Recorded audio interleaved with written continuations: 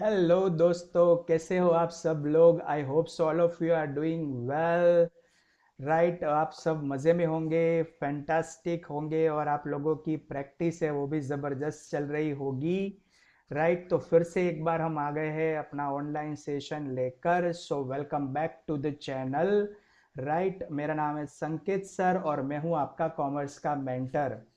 दोस्तों, पिछले कुछ सेशन से हम लगातार जर्नल एंट्री की प्रैक्टिस है वो कर रहे हैं रिवीजन सेशन में। बट कल जो मैंने अपने स्टेटस में अपडेशन डाला था कि नेक्स्ट वीडियो आपके कौन से लेक्चर पर चाहिए, तो बहुत सारे स्टूडेंट की रिक्वेस्ट आई थी कि सर बैंक रिकन्सिलेशन स्टेटमेंट हमें समझने में तो थोड़ा सा प्रॉब्लम होता ही है, बट हमें उसमें और ज़्यादा प्रैक्टिस की ज़रूरत है। तो इसीलिए on the request of the student आज मैं आपके लिए बीआरएस का सेशन लेकर आ गया हूँ, बैंक रिकन्सिलेशन स्टेटमेंट। और उसमें भी हम जैसे जर्नल एंट्री में हमने प्रैक्टिस कंटिन्यू की थी, वैसे बीआरएस में भी हम प्रैक्टिस है वो करने वाले हैं। Right, so let's get started.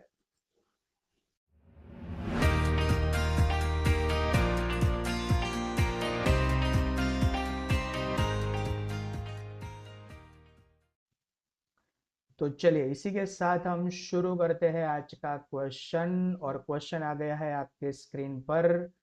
तो दोस्तों, आप देख सकते हो कि हमें क्वेश्चन जो है उसमें टोटल 7 ट्रांजेक्शन है वो देकर रखे हैं। और ये 7 ट्रांजेक्शन्स को हमें bank reconciliation statement of Shri Manav की बुक में रिकॉर्ड करने हैं till the date of 30 June 2018। BRS में ट्रांजेक्शन को रिकॉर्ड करने के लिए हमें जो फॉर्मेट की रिक्वायरमेंट है वो फॉर्मेट हमने रेडी कर दिया है स्टूडेंट। एक बार मैं आप लोगों को बता दूं, सबसे पहले आप यहाँ पर देख सकते हो, ऐसे हमें बिल्कुल ही टाइटल दे देना होगा, bank reconciliation statement of Shri Manav as on 30/6/2018। फिर जो इसका फॉर्मेट है उसमें हमें टोटल 4 कॉलम्स की रिक्वायरमेंट होगी, जिसमें सबसे पहले होगा सीरियल नंबर, देन हम नंबर 2 में लिखेंगे इसकी इंफॉर्मेशन यानी कि particulars, then third column is for debit amount in rupees and fourth column is for credit amount in rupees. और इसके साथ दोस्तों हमें कुछ ट्रांजेक्शन्स को समझने के लिए और उसकी बीआरएस में एंट्री करने के लिए हम एक वर्किंग नोट यहाँ पर हमने बनाई है। इसका फॉर्मेट मैं आपको बता दूं, इसमें सबसे पहले यहाँ पर हम सीरियल नंबर लिखेंगे। ये जो है वो कैश बुक का पूरा कॉलम रहेगा। उसमें ये उसकी डेबिट साइड है, डेबिट साइड को हम बैंक बैलेंस भी बोलेंगे। ये इसकी क्रेडिट साइड है, इसको हम बैंक ओवरड्राफ्ट बोलेंगे। और जो दूसरा कॉलम है वो पासबुक का है, पासबुक की जो डेबिट बैलेंस है इसको बोलेंगे हम बैंक ओवरड्राफ्ट। और जो क्रेडिट बैलेंसेस होगी उसको हम बोलेंगे बैंक बैलेंस। बिकॉज आपको पता है कि जो एंट्री हम कैश बुक में डेबिट साइड करते हैं यानी कि बैंक बैलेंस साइड करते हैं, वो पासबुक में अपोजिट साइड होती है, क्योंकि पासबुक में एंट्री करने का काम बैंक का होता है। राइट, और कैश बुक में जो एंट्री है वो बिजनेस का ओनर करता है। और एग्जैक्टली पासबुक में जो एंट्री होती है वो कैश बुक से रिवर्स होती है। यानी अगर कोई एंट्री कैश बुक में डेबिट होगी वो पासबुक में क्रेडिट साइड आपको मिल जाएगी। और अगर कोई एंट्री बिजनेस के ओनर ने कैश बुक में क्रेडिट साइड की होगी तो वो आपको पासबुक में डेबिट साइड मिलेगी। ये कुछ बेसिक फंडामेंटल्स है जो आपको ये चैप्टर का रिवीजन करने से पहले पता होना चाहिए दोस्तों। और ये जो वर्किंग नोट वाला पार्ट है स्टूडेंट्स, राइट, वो सिर्फ और सिर्फ हमारे क्वेश्चन के पर्पस के लिए है, it is not an part of answer. हम इसमें से हर एक ट्रांजेक्शन को समझेंगे, वर्किंग नोट में पहले इसको एंटर करेंगे और एंटर करने के बाद हम डिसाइड करेंगे कि बीआरएस में यानी कि अपना जो मेन आंसर वाला पार्ट है यानी कि ये वाला पार्ट है, राइट, यहाँ पर हम डिसाइड करेंगे कि इससे हम एंट्री अपने आंसर में कैसे करें। राइट, तो working note want be a part of your answer, this is just for the understanding purpose. तो ये वर्किंग नोट आप अगर एग्जाम में नहीं दिखाते हो तो भी आप के मार्क्स से वो कट नहीं होंगे। राइट, जो मेन आपका पार्ट है वो ये वाला पार्ट है जो आपका बीआरएस का फॉर्मेट है। ठीक है, तो चलिए वर्किंग नोट में एंट्री कैसे होगी स्टूडेंट, वो मैं आपको transaction her one by one explain करूंगा, तो आपको ऑटोमेटिक समझ में आ जाएगा। तो चलिए इसी के साथ हम नंबर 1 से शुरू करते हैं। बट दोस्तों बीआरएस का क्वेश्चन आप शुरू करो उसके पहले, राइट, आपको कौन सी चीज चेक करनी है, तो आपको हर एक क्वेश्चन में आपको इधर कैश बुक या तो पासबुक की क्लोजिंग बैलेंस से वो दी होगी, या तो कुछ क्वेश्चंस ऐसे होंगे कि जिसमें आपको दोनों की बैलेंस से वो दी होगी, और यही आपके क्वेश्चन का होगा टर्निंग पॉइंट, राइट। तो सबसे पहले ये हम देख लेंगे, तो इस ये क्वेश्चन में हमें बिगिनिंग में कहीं पे बैलेंस नहीं दिए दोस्तों, बट हमें क्वेश्चन के एंडिंग में, यानी कि जो 7th नंबर का ट्रांजेक्शन है उसमें दी है।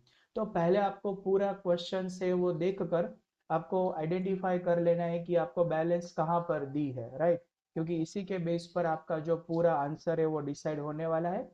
तो यहाँ पर हमें दिया है bank balance as per cash book on 30th 6 2018 was 6700, यानी कि जो 30th 6 2018 है, राइट, वो टाइम पर, यानी कि इससे हमें पता चल गया कि ये क्लोजिंग बैलेंस है। कभी कभार क्वेश्चन में ओपनिंग बैलेंस और क्लोजिंग बैलेंस दोनों देते हैं, तो जो यूजुअली बिगिनिंग की डेट होगी, मंथ बिगिनिंग या ईयर बिगिनिंग की डेट होगी, तो वो ओपनिंग बैलेंस हो जाएगी। वो दोस्तों हमें इग्नोर करनी है, राइट, उसको नहीं कंसीडर करना है। हमें ध्यान में लेनी है सिर्फ क्लोजिंग बैलेंस, और इसमें हमें क्लोजिंग बैलेंस ही दी है क्योंकि डेट है 30th 6 2018, और वो बैलेंस है एज पर कैश बुक। तो देखिए दोस्तों ये सबसे इंपॉर्टेंट पॉइंट है। तो इससे होगा क्या कि इससे हम डिसाइड करेंगे कि ये कैश बुक और पासबुक, इसमें से कौन सी जो बुक है वो अवर साइड है, यानी कि हमारी साइड है। तो इसमें दोस्तों हमें कैश बुक की बैलेंस दी है, तो cash book would be our side. तो यहाँ पर आप देखिए मैं कैश बुक के बाजू में एक बड़ा सा स्टार कर दूंगा, ताकि हर एक एडजस्टमेंट या ट्रांजैक्शन को सॉल्व करने के टाइम पर हमें ये ध्यान में रहना चाहिए कि कैश बुक है वो हमारी साइड है, राइट। हमने ये कैसे डिसाइड किया दोस्तों, आपको पता चल गया, क्योंकि हमें balance as per cash book दी है इसीलिए। अगर ये बैलेंस हमें एज पर पासबुक दी होती तो पासबुक हमारी साइड होती, और ये वाला स्टार मैं कैश बुक से बदले पासबुक के बाजू में कर देता, राइट। ये क्यों हम ऐसा कर रहे हैं वो आपको एडजस्टमेंट के टाइम पर पता चल जाएगा, बट स्टेप नंबर 1 में आपको ये डिसाइड कर लेना है कि कैश बुक अवर साइड है कि पासबुक अवर साइड है। और वो आप कैसे डिसाइड करोगे, तो आप डिसाइड करोगे on the basis of the question के आपको बैलेंस है वो कैश बुक की दी है कि पासबुक की दी है। कैश बुक की बैलेंस दी हो तो cash book would be our side, passbook की बैलेंस दी हो तो passbook would be our side, ठीक है। यहाँ पर मुझे बैलेंस कैश बुक की दी है, इसलिए कैश बुक अवर साइड होगी, और हमने कैश बुक के बाजू में स्टार कर दिया है, राइट। और बैलेंस है दोस्तों 6700, और बैंक बैलेंस है, तो बैंक बैलेंस है, तो यहाँ पर देखिए दोस्तों कैश बुक है और बैंक बैलेंस है, यहाँ पर आप देख सकते हो। तो बैंक बैलेंस का मतलब होता है सर ये डेबिट बैलेंस है। बैंक बैलेंस के बाजू में हमने क्या लिखा है, डेबिट लिखा है ना, DR लिखा है, राइट।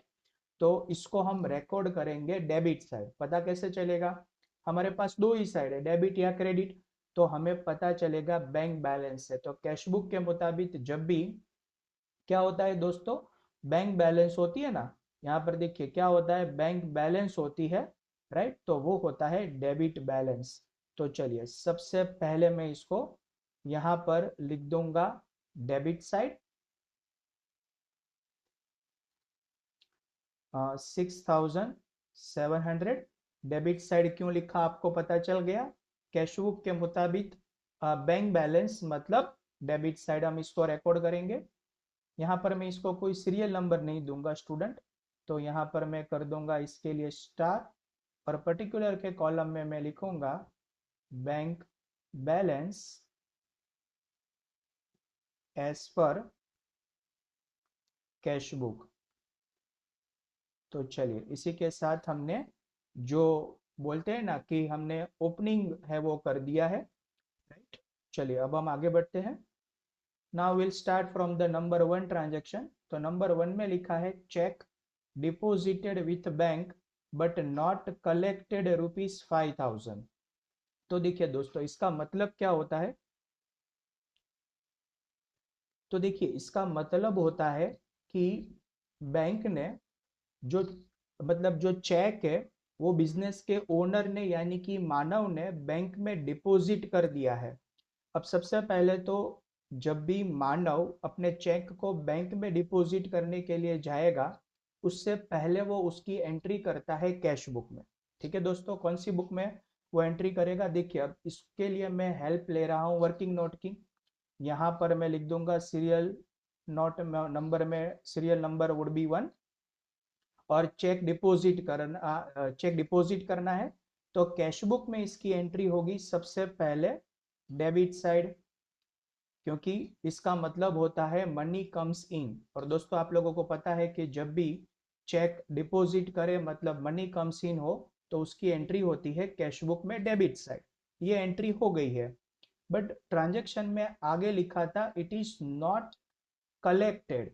देखिए यहाँ पर क्या लिखा है, इट इज नॉट कलेक्टेड, यानी कि इसका मतलब ये होता है दोस्तों कि बैंक ने अभी तक ये चेक के पैसे कलेक्ट किए नहीं है।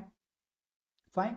और अगर बैंक ने ये चेक के पैसे ही नहीं कलेक्ट किए हैं, तो इसका मतलब ये होगा कि बैंक ने इसकी एंट्री पासबुक में, अब बैंक है तो कौन सी बुक में एंट्री करेगा? पासबुक में ही करेगा। अब चेक कलेक्ट ही नहीं किया है तो बैंक ने इसकी एंट्री पासबुक में क्रेडिट साइड नहीं की है। राइट। देखिए तो क्या हो रहा है कि कैश बुक में डेबिट साइड इसकी एंट्री हमने कर दी, यानी कि मानव ने कर दी, बट बैंक ने अभी तक वो चेक कलेक्ट नहीं किया है, यानी कि इसकी एंट्री पासबुक में क्रेडिट साइड नहीं हुई होगी। अब ये है सबसे पहले इसका प्रॉब्लम, है ना दोस्तों? सॉल्यूशन करना हो तो पहले प्रॉब्लम तो पता होना चाहिए। तो प्रॉब्लम ये है कि सर इसकी एंट्री कैश बुक में डेबिट साइड हो गई है और पासबुक में क्रेडिट साइड इसकी एंट्री नहीं हुई है, और हमारा पर्पज है दोनों को इक्वल करना। राइट, हमारा पर्पस क्या है? दोनों को इक्वल करना, यानी कि आइदर दोनों साइड 0 होने चाहिए या तो दोनों साइड 5,000 होने चाहिए। तो मुझे क्या करना है दोस्तों कि जैसा पासबुक में है ना वैसा मैं कैश बुक में कर सकता हूँ। राइट। तो पासबुक में देखिए यहाँ पर क्या था, तो सर पासबुक में यहाँ पर आपने बताया कि 0 था, तो मुझे कैश बुक में भी यहाँ पर 0 करने हैं डेबिट साइड। और मुझे यहाँ पर 0 करना हो दोस्तों, तो मुझे अपोजिट साइड यानी कि क्रेडिट साइड मुझे 5,000 रुपीज है वो लिखने होंगे। कौन सी साइड? Credit side. तो देखिए दोस्तों, मैं यहाँ पर क्रेडिट साइड लिख दूंगा 5,000 रुपीज। ठीक है, ये हो गया इसका सॉल्यूशन। फिर से एक बार समझते हैं। कैश बुक में डेबिट साइड 5,000 की एंट्री हो गई थी, बट पासबुक में क्रेडिट साइड इसकी एंट्री नहीं हुई थी, और हमारा ये था इसका प्रॉब्लम। और हमें दोनों साइड इसको इक्वल करना है। इक्वल करने के लिए या तो मैं दोनों साइड 0 कर सकता हूँ, या तो मैं दोनों साइड 5,000 कर सकता हूँ। अब देखिए दोस्तों, अगर मैं दोनों साइड 5,000 करना चाहूँ ना, तो मुझे यहाँ पर 5,000 लिखने होंगे। तो सर यहाँ पर भी 5,000 और यहाँ पर भी 5,000, दोनों साइड इक्वल हो गया। सर आप ऐसा भी कर सकते थे, बट दोस्तों मैं ऐसा तभी कर सकता हूँ जब पासबुक मेरी साइड होगी। क्यों? क्योंकि यहाँ पर जो मैंने 5,000 की एंट्री की वो कौन सी बुक में की? वो तो मैंने पासबुक में की। बट पासबुक में मैं एंट्री नहीं कर सकता दोस्तों, क्योंकि पासबुक हमारी साइड नहीं है ना? इसीलिए ये वाला ऑप्शन मैं नहीं लूंगा। तो ये ऑप्शन को हमने यहाँ से रिमूव कर दिया। तो सर दूसरा ऑप्शन कौन सा बचा? तो दूसरा ऑप्शन अभी हमारे पास बचा कि सर अगर आपने पासबुक में भी 0 किए हैं, तो कैश बुक में भी यहाँ पर आप 0 कर दो ना। यहाँ पर भी आप 0 कर दो, तो देखिए दोनों साइड इक्वल हो जाएंगे। यहाँ पर भी 0 और यहाँ पर भी 0। बट क्या जैसे मैंने इरेज किया वैसे मैं अकाउंट्स में इरेज कर सकता हूँ? तो आंसर इज नो, सर आप इरेज नहीं कर सकते। तो अगर मुझे यहाँ से ये 5,000 रिमूव करने हैं तो मुझे क्रेडिट साइड, यानी कि यहाँ पर मुझे 5,000 रुपीज है वो लिखने होंगे। तो ऑटोमेटिक होगा क्या कि जो डेबिट साइड के जो 5,000 थे, यानी ये वाली अमाउंट थी, वो ऑटोमेटिक 0 हो जाएगी, क्योंकि मुझे दोनों साइड इक्वल करना है। जैसा पासबुक में है वैसा मुझे कैश बुक में करना है। तो आई होप सो दोस्तों आपको समझ में आ गया होगा। तो चलिए अब मुझे करना क्या है, तो मुझे क्रेडिट साइड 5000 रुपीज लिखने हैं। ये आप जो देख रहे हो ना, ये इसका सॉल्यूशन है, ये वाला इसका सॉल्यूशन है। तो मैं क्या करता हूँ दोस्तों, सॉल्यूशन सारा ग्रीन पेन से लिख देता हूँ ताकि आपको याद रहे।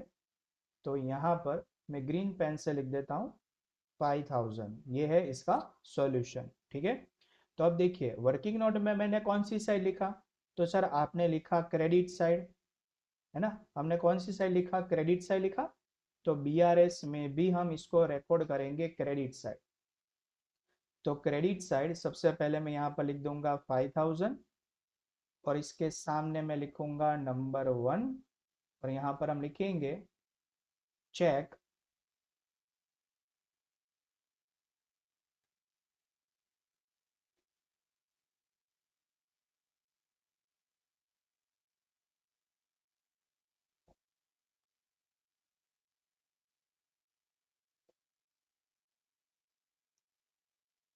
डिपोजिटेड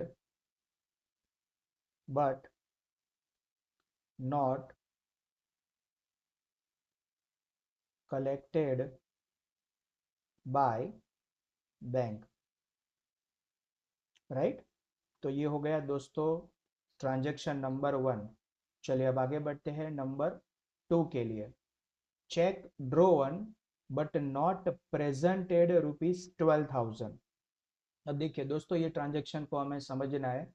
सबसे पहले तो चेक हमने ड्रोन कर लिया है। चेक ड्रॉ करना यानी कि चेक लिखना। अब दोस्तों आप मुझे बताइए, तो चेक हम लिखते कब है, जब हमें किसी को पेमेंट करना हो, है ना। और पेमेंट करना मतलब मनी गोस आउट। अब सबसे पहले ये सोचिए कि चेक लिखने का काम कौन करता है, सर बिजनेस का ओनर यानी कि मानव।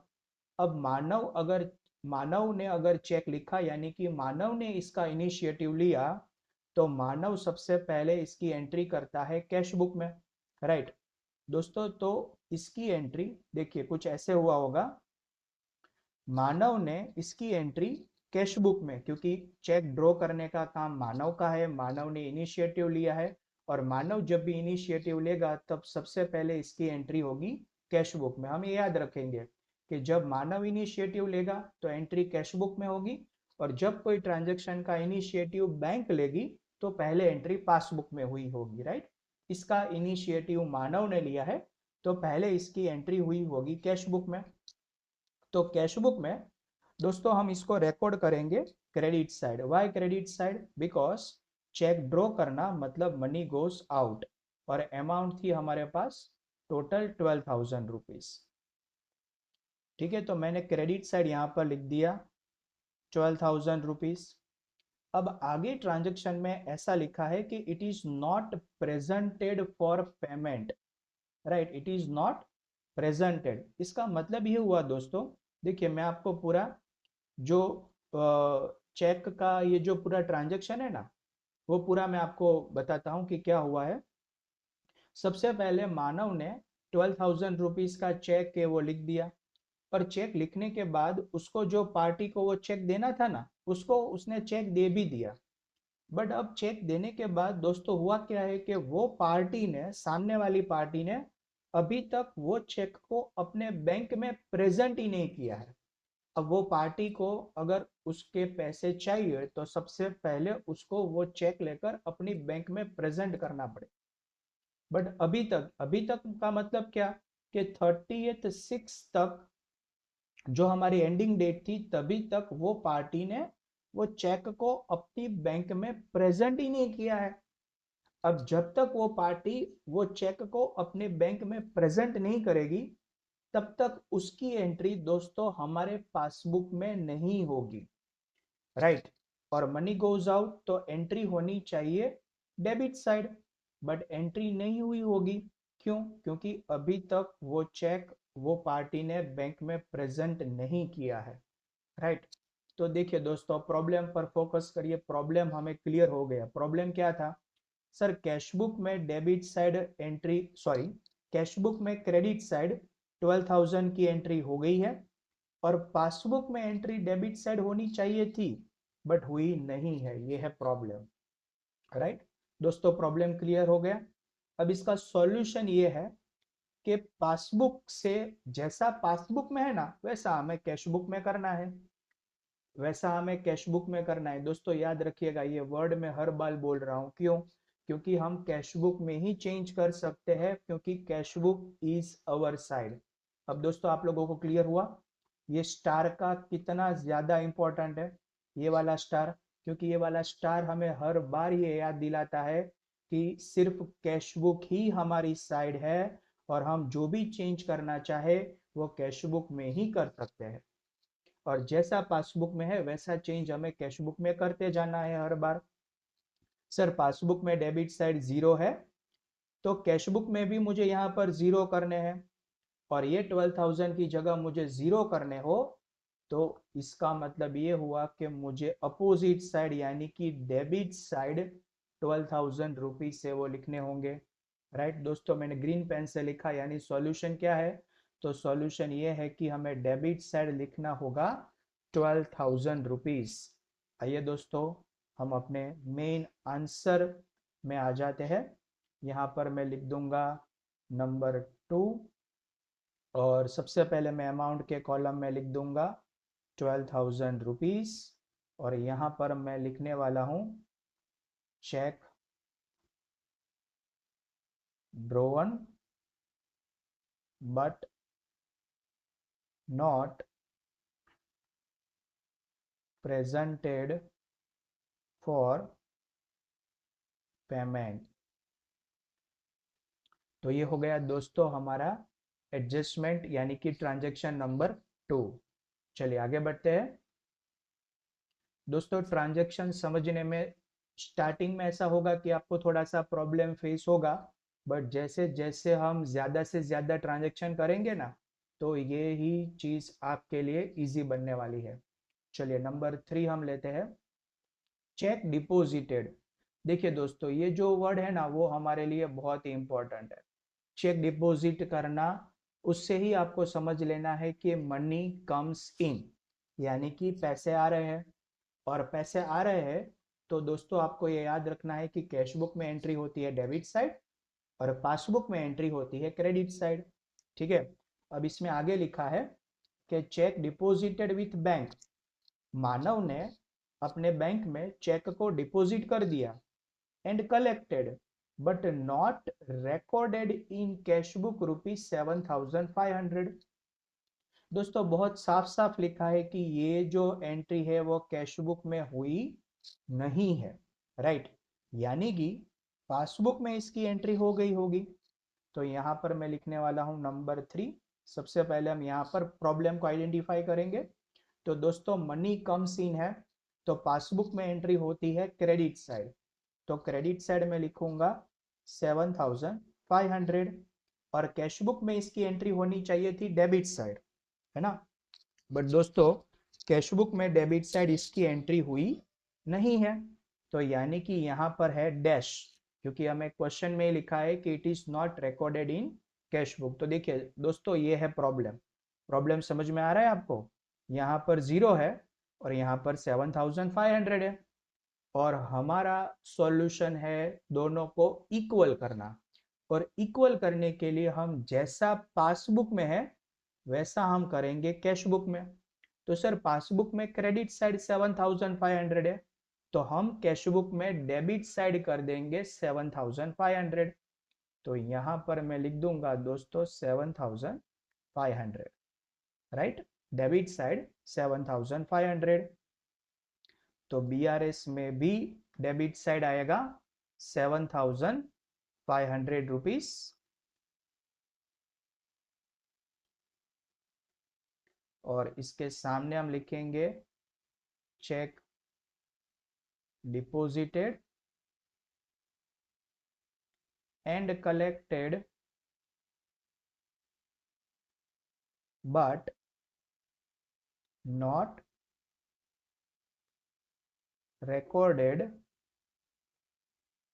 In cash book. तो इसी के साथ दोस्तों हमारा हो गया ये नंबर 3।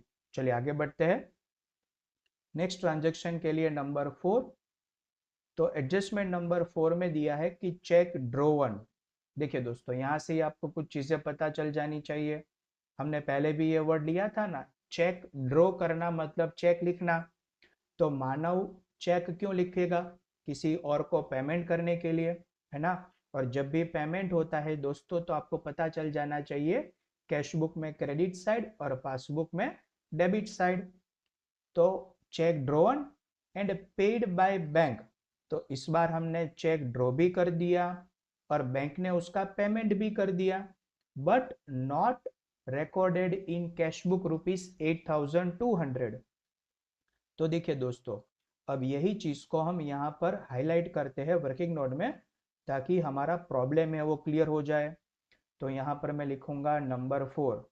देखिए दोस्तों, क्या लिखा था कि चेक है वो हमने ड्रॉ भी कर दिया और बैंक ने इसका पेमेंट भी कर दिया। चेक की अमाउंट थी 8,200। अब दोस्तों, बैंक ने इसका पेमेंट कर दिया है ना। तो इसकी एंट्री हुई होगी पासबुक में डेबिट साइड। बैंक पेमेंट कर दिया है तो बैंक ने इसकी एंट्री पासबुक में डेबिट साइड कर दी। और ट्रांजैक्शन में हमें दिया था कि it is not recorded in cash book, यानी कि कैश बुक में ये रिकॉर्ड हुआ नहीं है। वैसे कैश बुक में रिकॉर्ड होना चाहिए था यहाँ पर क्रेडिट साइड, क्योंकि मनी गोज आउट है दोस्तों। चेक ड्रॉन मतलब money goes out, but credit side record हुआ नहीं है। तो देखिए दोस्तों, ये है प्रॉब्लम। फोर्थ नंबर में आप देख सकते हो, पासबुक में डेबिट हो गए हैं सर, है ना, बट कैश बुक में क्रेडिट होना चाहिए था, जो हुआ नहीं है। और हमारा सॉल्यूशन है दोनों को इक्वल करना। और दोनों को इक्वल करने के लिए सर हम क्या करेंगे? तो फिर से एक बार सर, जैसा कैश बुक जैसा पासबुक में है वैसा हम कैश बुक में करेंगे। तो सर पासबुक में डेबिट है, तो कैश बुक में हम क्रेडिट करेंगे, यानी यहाँ पर हम लिख देंगे 8,200। Why? Because cash book is our side. ठीक है। तो दोस्तों, हमें BRS में भी क्रेडिट साइड लिखने होंगे 8,200। तो यहाँ पर क्रेडिट साइड हम लिखेंगे 8,200 और इसके सामने हम लिखेंगे check drawn, but check drawn and paid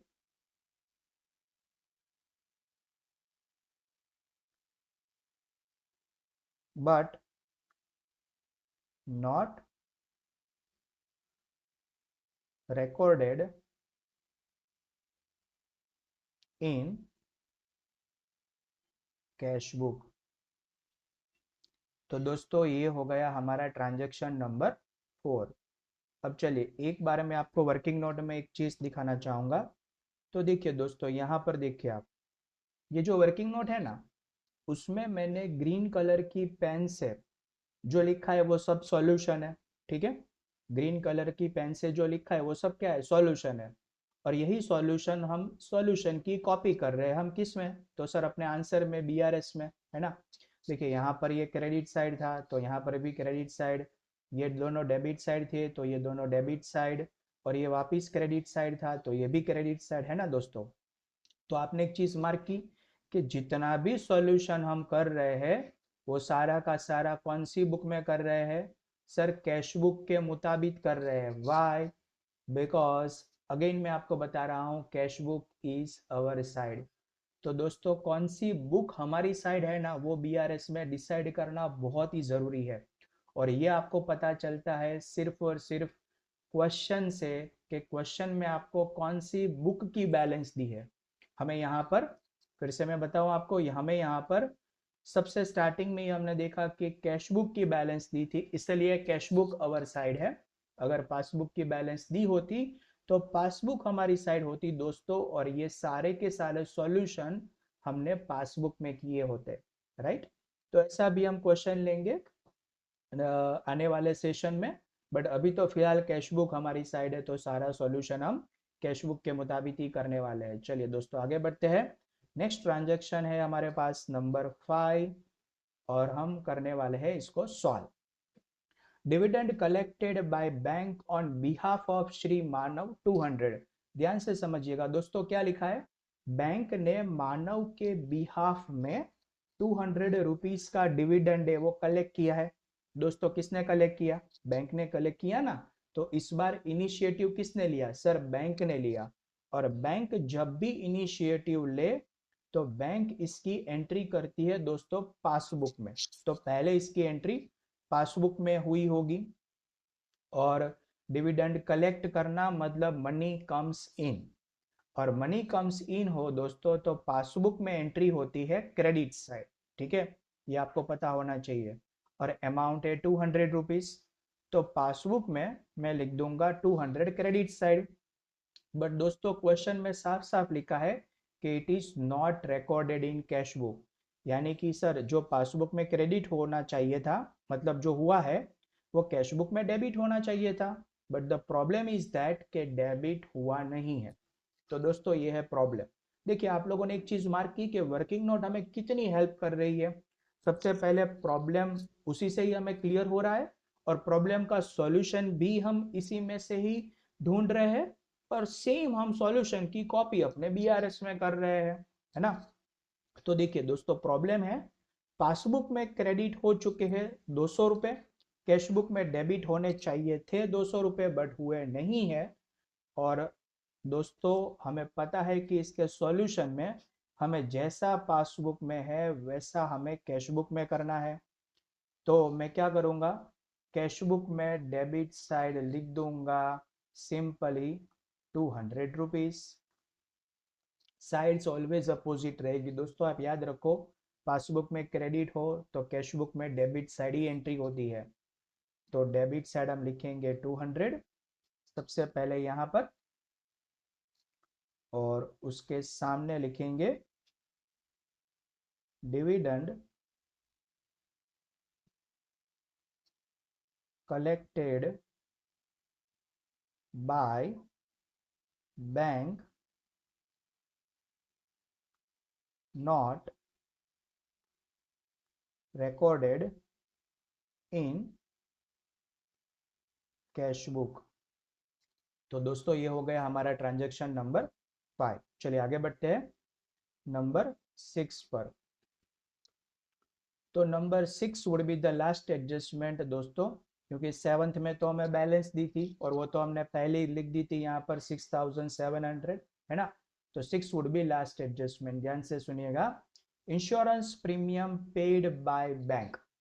देखिए दोस्तों इसी से हमें पता चल जाना चाहिए कि इनिशिएटिव बैंक ने लिया है, और इनिशिएटिव बैंक ले तो पहले इसकी एंट्री होगी पासबुक में।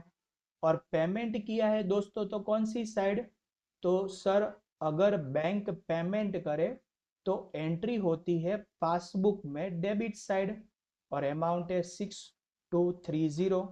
तो चलिए दोस्तों हम आ जाते हैं अपनी वर्किंग नोट पर। यहाँ पर देखिए आप, सबसे पहले मैं लिख दूंगा नंबर 6, बैंक ने पेमेंट किया है तो पासबुक में मैं इसकी एंट्री करूंगा डेबिट साइड 6230। और सेम चीज है वो कैश बुक में रिकॉर्ड होनी चाहिए थी क्रेडिट साइड, बट हुई नहीं है। दोस्तों देखिए यहाँ पर मैं रुक रहा हूँ, क्योंकि प्रॉब्लम है ना वो हमारे दिमाग में सबसे पहले क्लियर हो जाना चाहिए। ये है प्रॉब्लम, डन। चलिए अब हम करते हैं इसका सॉल्यूशन। सर सॉल्यूशन में है क्या, प्रॉब्लम अगर क्लियर हो तो सॉल्यूशन तो हर बार सेम ही है, जैसा पासबुक में है वैसा कैश बुक में कर देना है, साइड अपोजिट रहेगी। तो पासबुक में 6230 है तो कैश बुक में भी हमें 6230 कर देने हैं, बट सर साइड रहेगी क्रेडिट साइड। वेल डन दोस्तों। तो चलिए मैं क्रेडिट साइड लिख रहा हूं यहाँ पर 6230, और सेम हम लिखेंगे अपने बीआरएस में क्रेडिट साइड 6230, यहाँ पर हमने लिख दिया। और इसके सामने हम लिखेंगे क्या था दोस्तों, एमा पर्टिकुलर में इंश्योरेंस प्रीमियम था, तो यहाँ पर हम लिखेंगे इंश्योरेंस प्रीमियम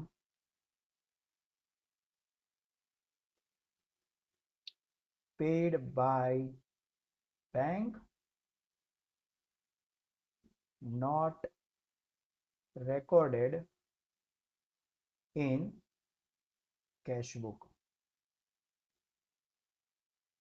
तो देखिए दोस्तों, इसी के साथ हमने सारे ट्रांजेक्शन्स को रिकॉर्ड कर दिया। अब हम आते हैं ये क्वेश्चन के नेक्स्ट इंपॉर्टेंट पार्ट पर, और वो पार्ट में हमें लर्न करना है कि बीआरएस को कैसे क्लोज करते हैं और उसकी क्लोजिंग बैलेंस कैसे फाइंड आउट करते हैं। दोस्तों, ये अगला ऐसा स्टेप है कि जिसमें बहुत सारे स्टूडेंट मिस्टेक करते हैं, but believe in my words, this is very easy. एक बार आप अच्छे से समझ लेंगे ना, आपको एक भी क्वेश्चन में दिक्कत नहीं होगी। ठीक है, मैं आपको स्टेप बाय स्टेप ये सिखाने वाला हूँ। स्टेप नंबर 1 में दोस्तों, मुझे यहाँ पर पहले फॉर्मेट है वो इसका हमें कंप्लीट कर देना है। तो मैं यहाँ पर सबसे पहले कुछ हॉरिजॉन्टल लाइंस ड्रॉ कर दूंगा। एक लाइन हमने यहाँ पर कर दी, दूसरी लाइन हम यहाँ पर करेंगे, और एक लाइन की ज़रूरत हमें यहाँ पर भी पड़ेगी। चलो, ये हो गया दोस्तों। ठीक है, अब हमें सबसे पहले क्या करना है पता है दोस्तों, हमें स्टेप नंबर 1 में मैं यहाँ पर लिख दूंगा टोटल।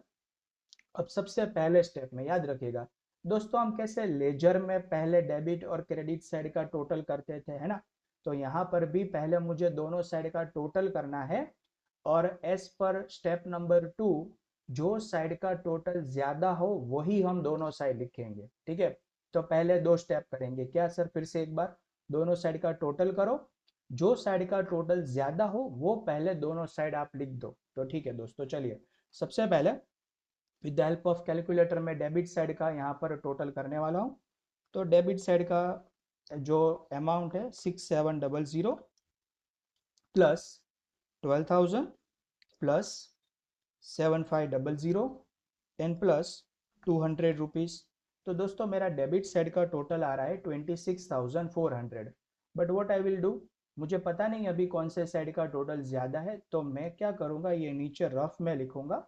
दोस्तों, आप ये क्या कर सकते हो, नीचे पेंसिल से लिख सकते हो ताकि आप इसको बाद में इरेज कर सको। और क्रेडिट साइड का टोटल जो मेरा आ रहा है दोस्तों, वो हम कर देते हैं 5,000 प्लस 8200 प्लस 6230। तो मेरा क्रेडिट साइड का जो टोटल है वो आ रहा है 19,430। 19,430। तो देखिए दोस्तों, स्टेप नंबर 1 में सबसे पहले हमने क्या किया, सिंपली दोनों साइड का टोटल किया। राइट, ये हो गया स्टेप नंबर 1। स्टेप नंबर 2 में जो साइड का टोटल ज्यादा हो वो आपको आंसर में दोनों कॉलम में लिखना है। तो सर, डेबिट साइड का टोटल है हमारा दिस मच, और क्रेडिट साइड का टोटल है दिस मच, और सिंपली पता चल रहा है कि डेबिट साइड का जो टोटल है ना सर, वो ज्यादा है। तो मैं सिंपली ये टोटल जो है 26,400, इसको मैं दोनों साइड लिख दूंगा। ठीक है, ये हो गया स्टेप नंबर 2। स्टेप नंबर 1 में हमने टोटल किया, स्टेप नंबर 2 में जो टोटल ज्यादा था उसको दोनों साइड लिखा। Now the most important and last step, sir जो साइड टोटल कम है वो साइड आपको डिफरेंस लिखना है। तो दोस्तों, क्रेडिट साइड का मेरा टोटल है ना वो कम था। राइट, वो था 19,430, और हमने लिखा कितना 26,400। तो हम पहले फाइंड आउट कर लेते हैं दोनों का डिफरेंस। तो दोस्तों, मुझे डिफरेंस मिल रहा है 6970, और ये डिफरेंस को यहाँ पर मैं दोनों साइड लिखने वाला हूँ। ये डिफरेंस जो है उसको मैं क्रेडिट साइड लिखने वाला हूँ, क्योंकि डिफरेंस हमें उसी साइड लिखना है जहां पर टोटल कम है। तो दोस्तों, ये है मेरा सबसे important part of the chapter, I mean question, और यहाँ पर हम लिखेंगे 6970। ठीक है, ये हमने लिख दिया क्रेडिट साइड।